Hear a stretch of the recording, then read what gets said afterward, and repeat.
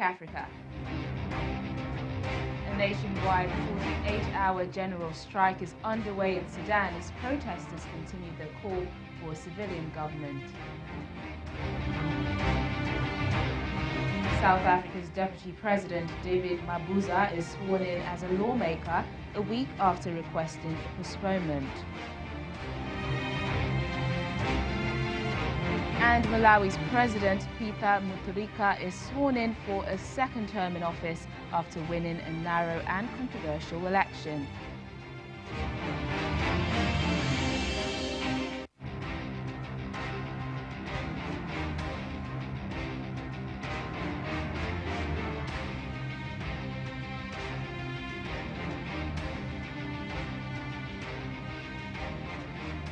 Hello and a warm welcome to the program. I'm Teniola Shoboale. We begin today in Sudan, where a 48-hour nationwide strike is underway by protest groups to increase pressure on the military to hand over power to a civilian administration. Talks between the military and civil society groups over the composition of a new governing authority have remained deadlocked following the overthrow of President Omar al-Bashir last month.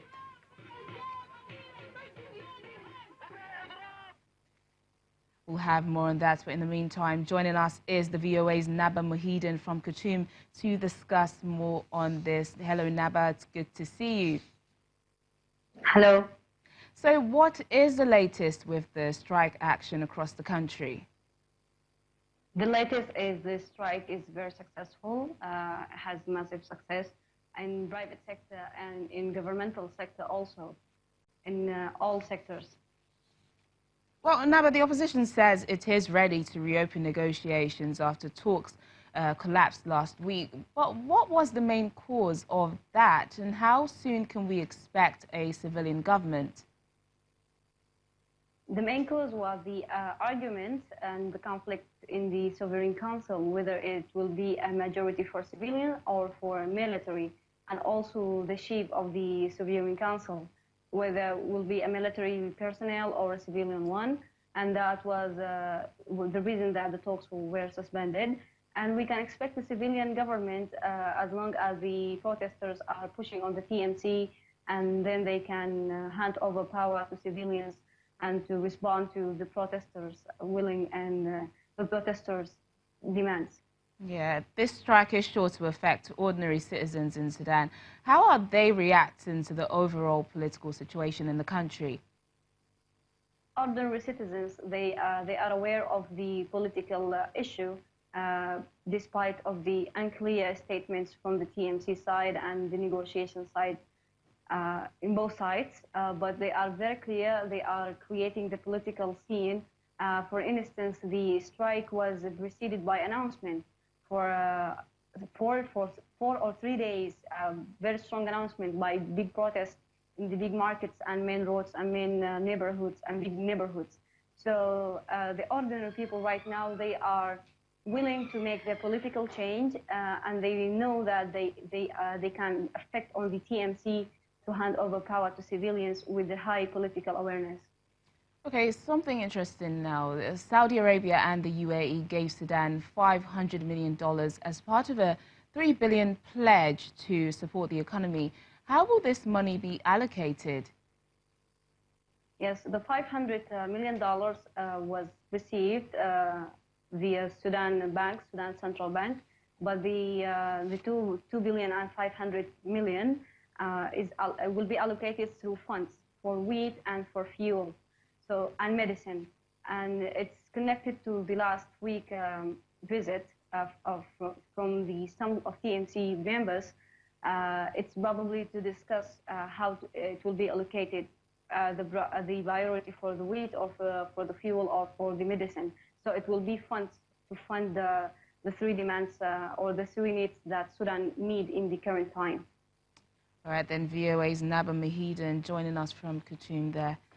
Now let's move down to South Africa, where the Deputy President-elect David Mabuza is to be sworn in today after he postponed it last week to appear in front of his party's Integrity Commission. DD Mabuza, as he is known, had himself requested more time to address concerns raised by the African National Congress's Integrity Commission. The body looks into anyone who might bring the party's reputation into disrepute for various reasons, including corruption allegations. In a statement issued earlier today, the ANC confirmed that he will be sworn in, commending the deputy president for putting the interest and integrity of the ANC first. Let's bring in our South African Bureau Chief, Betty Dibia, to shed more light on this story. Hello, Betty. Now that David Mabuza is to be sworn in, what do we know of the findings made by the ANC? What allegations were leveled against him? As you can see from that swearing-in ceremony, Mr. Mabuza was referred to as the former Deputy President of South Africa. So he's going to be probably an NEC member, but he's a member of Parliament.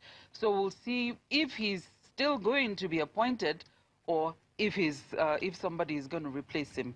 The next few days will tell. But going to your question on what he's been accused of by this commission, David Mabuza was the premier of Mpumalanga province between 2009 and 2018, before he rose into this position.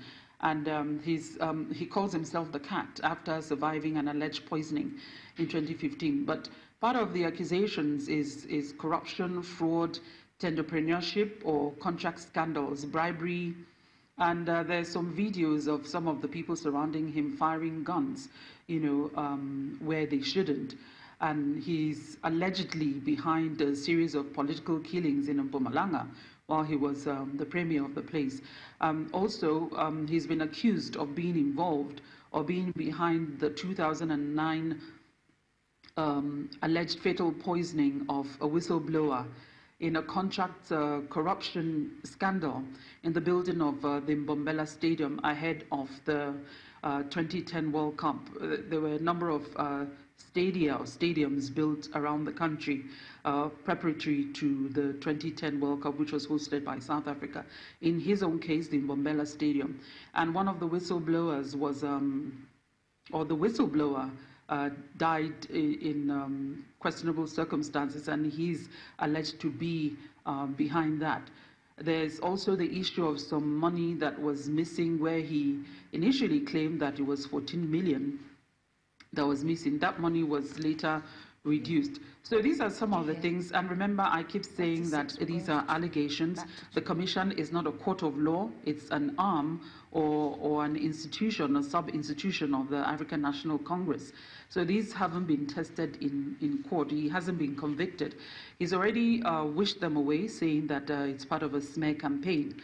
But people are watching to see if anything will come out of it, if indeed this will be taken to court.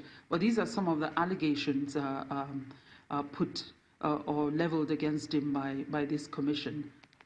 Well, Betty, there are reports that President Cyril Ramaphosa has delayed announcing his new cabinet, partly because of Mr. Mabuza's delay. How true is this, and how soon should we expect the cabinet announcement? I wouldn't say that the delay in releasing the list of the cabinet has anything or nothing to do with the delay or postponement of Mr. Mabuza's inauguration. I'll have to put it out there that it's not just him whose inauguration into Parliament was delayed. There are a few other people, and there are a few replacements as well, which would happen, according to the Chief Whip, a little later, probably next week. But the president or the president's office released a statement at the weekend saying that was on Sunday, saying that they're refuting reports that he's supposed to release the cabinet list by Monday, which was yesterday, and that the president has insisted that he's going to take his time to pick those who, if I use my own words, unquestionable character, people who fit the direction that he would want to take the country to. So it goes way beyond Mr. Mabuza. And you have a number of people expect on the list, and which may raise some dust. So it's a huge task for the president to whip out a cabinet list at this time, but he says it's a task he's taken seriously, and he's going to pick people who will do what he expects to do for the country. In short, to take the country in the direction or give it the new dawn that he has promised the nation. So we're watching. We're told he will be releasing that cabinet list later this week. So probably a day, 2 or 3 afterwards, or probably at the weekend, to give people enough time to digest and react. So we're expecting that later in the week, according to the spokesperson of the president, Ms. Kusela Diko. All right then, Betty, thank you for speaking to us on that story. Now, staying with South Africa, a businessman, Adam Katsevelos, has been charged in court with the willful injury to someone's dignity after a video of a racist rant leaked.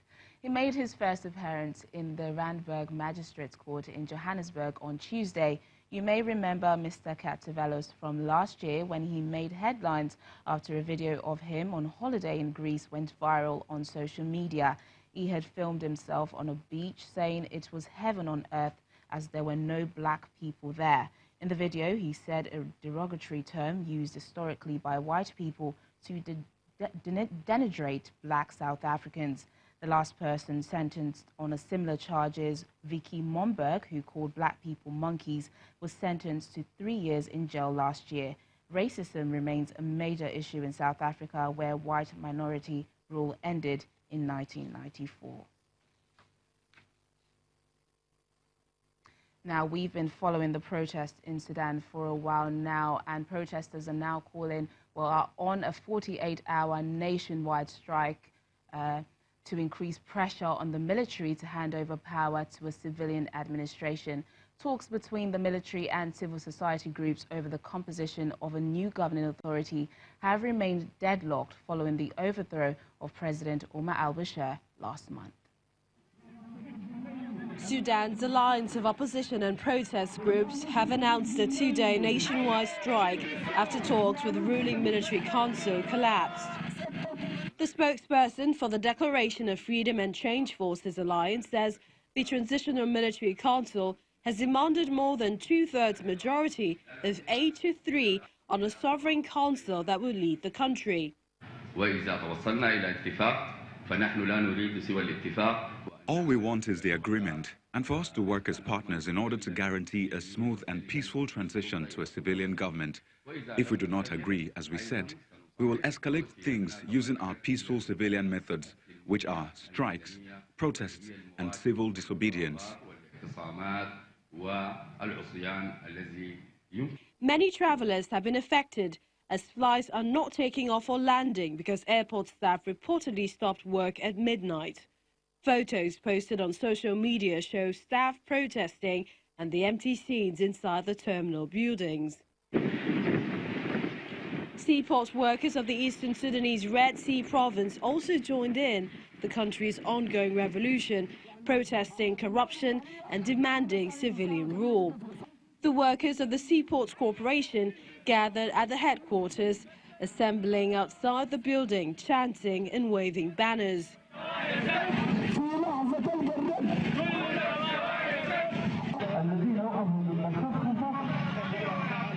In the past week, military rulers have been in flurry of visits to the Gulf.